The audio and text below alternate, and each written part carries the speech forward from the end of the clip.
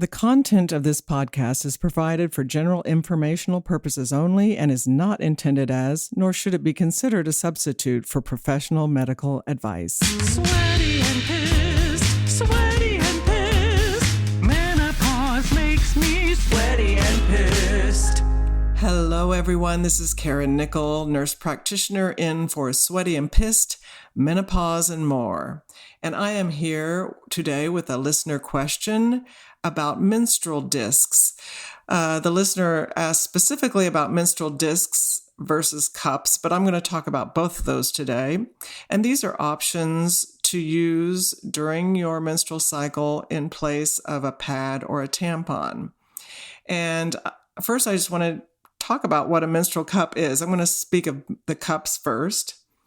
Women are becoming more aware of this eco-friendly alternative to pads and tampons. But what are they exactly?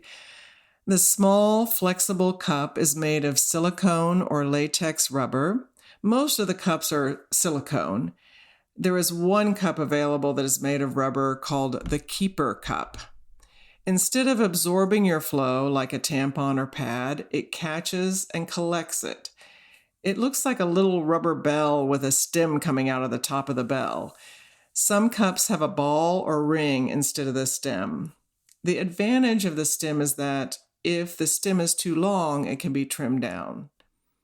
To use a menstrual cup, you tightly fold the cup and insert it like a tampon without an applicator. You just insert it into the vagina.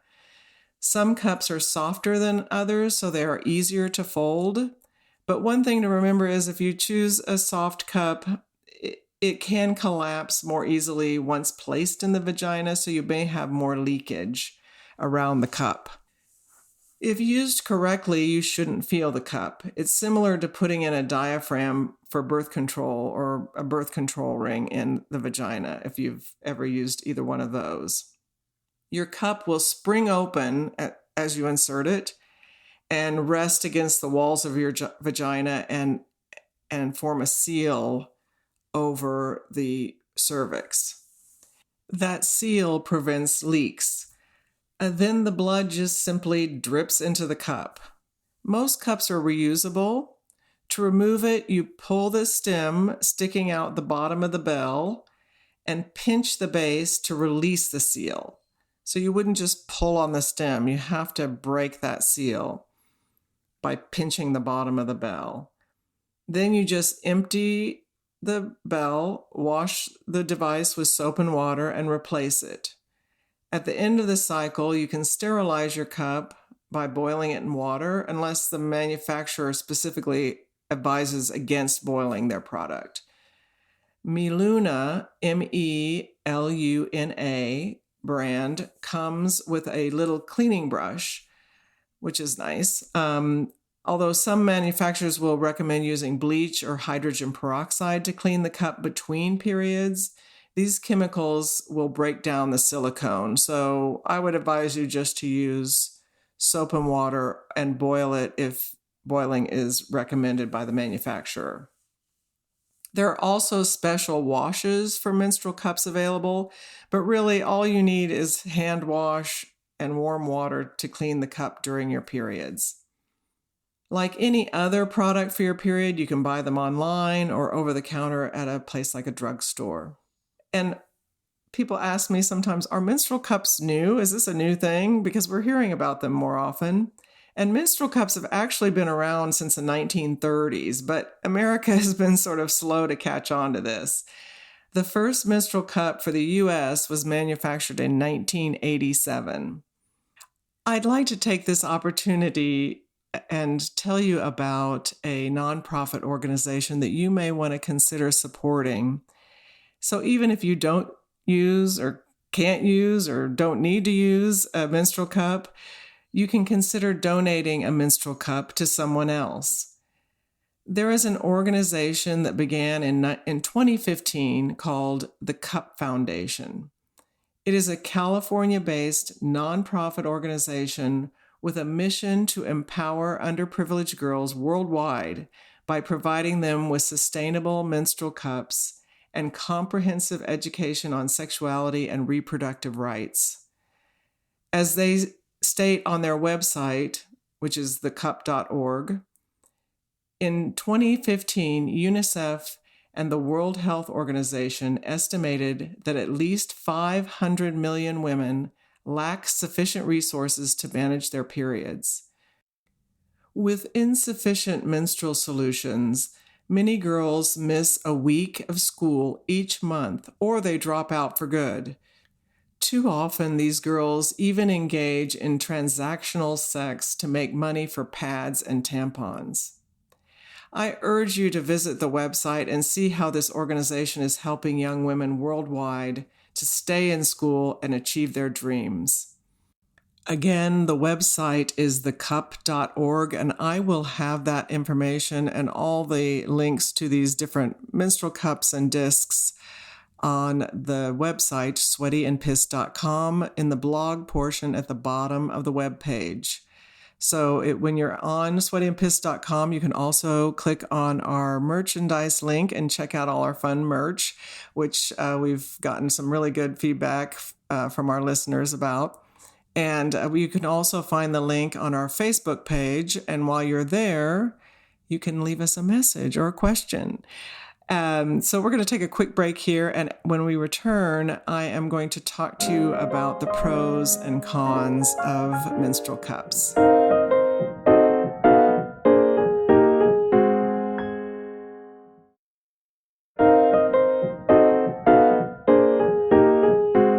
Welcome back. I'm going to speak to you now about the pros of using a menstrual cup or disc rather than tampons or pads. First of all, they're eco and wallet friendly. A reusable cup that costs $30 to $40 can last up to 10 years. Most women spend $60 to $120 annually on tampons or pads. So you make your money back in a year's time easily. And also it means less waste in landfills and less money over time. This, of course, does not apply to disposable cups or discs. Secondly, you can leave the cup in for 12 hours. Tampons need to be changed every 4 to 8 hours depending on your flow, but cups can stay in longer, so they're good for overnight protection especially. And once you get the hang of inserting it, there's no need to wear a backup pad or liner. When first learning how to use the cup, however, wearing a panty liner or pad is advised. It also holds more than a tampon or a pad. A menstrual cup can hold 1 ounce of liquid, roughly twice the amount of a super absorbent tampon or pad. This can be a big advantage on your heavy flow days. The average person usually loses 35 to 50 milliliters of blood over a 3 to 5 day period. The smaller cups hold about 25 milliliters, and the larger cups hold 30 milliliters. So clearly, you're losing 50 milliliters of blood over 5 days. So even a small cup can handle that much blood flow over the course of your period.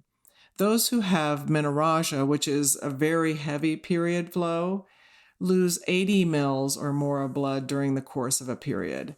So even those with menorrhagia can use a cup, but it will just involve changing the cup more often, which is also true when you're using tampons and have very, very heavy periods. Another advantage is you can have mess-free sex. Most silicone and rubber menstrual cups must be removed before sex, but a menstrual disc can be kept in during intercourse. The discs look like a diaphragm. They're more dome-shaped rather than a bell shape like the cup. And your partner can't feel them, and there's no blood to worry about. Menstrual discs come in reusable and disposable forms. A brand called the Soft Cup is one of the disposable options. The disc sits high up in the vagina and covers the cervix, so it looks very much like a diaphragm, and removal requires that you insert your fingers higher into the vagina to grab the disc and pull it out. It is not the best option for someone with a low cervix. Another positive about the menstrual cup is that there is less odor. Menstrual blood can start to smell when it's exposed to air, and because the menstrual cup forms an airtight seal around the cervix, the blood is not exposed to air and you don't get the odor. Additionally, it's easy to pack, so it's a great option for travelers and backpackers. So it's because it's so much more compact than packing a box of tampons or pads. Some of the cons include the fact that it can be a little tricky to get the right fit. Although there are different sizes available to accommodate different ages, different heaviness of flow, and whether you've had a child or not, finding the perfect fit can be a challenge.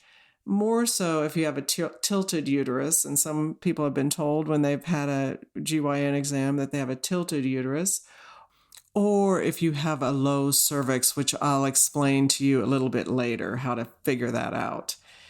It can take some trial and error, and you could have some leaks in the meantime. One brand that comes in several sizes, I believe it's 8 sizes, is Meluna, Meluna, I mentioned before. Their website even includes a size calculator. The Meluna Shorty is a good option for those who have a low cervix. For a long vagina, the Diva Cup, another brand, is a good choice. If you have a wider vagina, the Lena Cup is worth a try. One way to determine how high your cervix is to insert your finger into the vagina, and if you cannot feel the cervix at all, you have a high cervix. If you insert your finger all the way into the vagina and you feel the cervix, a medium size would likely work best for you. If you do not have to insert your finger all the way into the vagina to feel your cervix, then you have a low cervix. The cervix feels firm, much like the tip of your nose. Another disadvantage of this option is that removal can get messy or even embarrassing. Even if you find it easy to insert the cup, removing it can be tricky.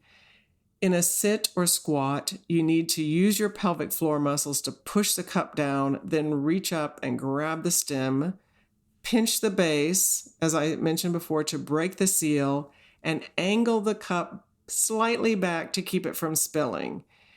And if you're in public, keep in mind that you'll need to wash out the cup in the restroom sink.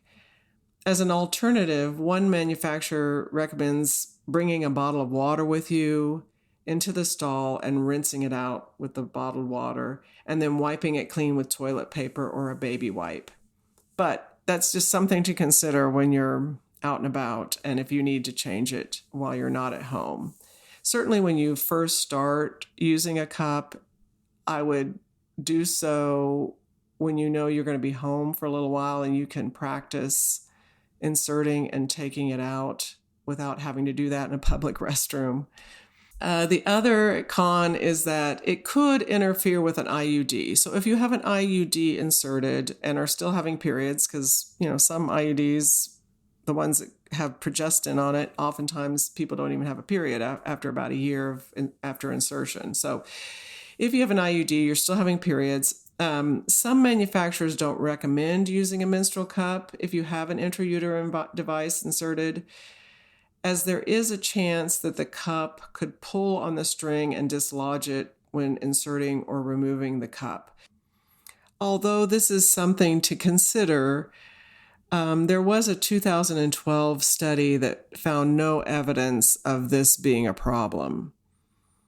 Still, I recommend that you talk to the practitioner who provides your GYN care before starting use of a menstrual cup if you do have an IUD inserted.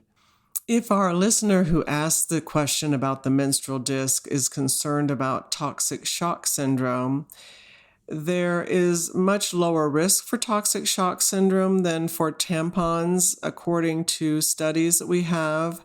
However, it must be said that far fewer women use the menstrual cup versus tampons, so the lower incidence of toxic shock syndrome in menstrual cup users may partially be due to the fact that far fewer women use the menstrual cup than who use tampons.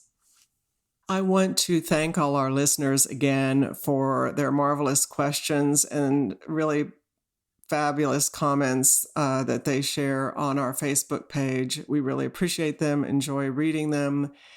And as I've said before, I try to respond as best I can to many of your questions. And I apologize if I have not answered your question yet, but believe me, I am keeping track of them all and hope to tackle them all at some point.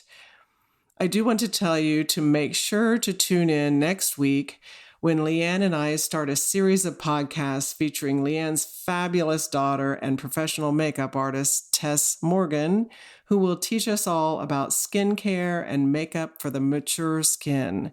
It's going to be a fun series. She's got tremendous information and we'll have a lot of product suggestions for you. So make sure to tune into that series. Again, check out our merchandise on our Facebook page or our website, sweatyandpissed.com. I want to thank Forrest Winsel, our producer and composer of our theme music, and Stephen Brown from Glitterville for our artwork. I want to thank you all again for listening and supporting us, and I look forward to speaking with you next week. Please be safe, please stay well, and please wear a mask. Bye. Sweaty and pissed.